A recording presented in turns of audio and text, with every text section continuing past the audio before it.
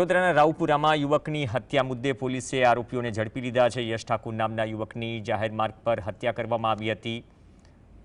લારી પર કામ કરતો યશ ઠાકોર, જેની હત્યા તેના જ મિત્ર દ્વારા થઈ તેવું પ્રાથમિક તપાસમાં બહાર આવ્યું। રાવપુરાના કોઠી 4 રસ્તા નજીક ઘટના બની હતી, જ્યાં યશનો મૃતદેહ ફૂટપાથ પર એક પ્રિન્ટિંગ પ્રેસ નજીકથી મળી આવ્યો હતો। ચા પીવાની વાત છે, ત્યાં એસએસજી હોસ્પિટલની બહાર ચાની લારી છે।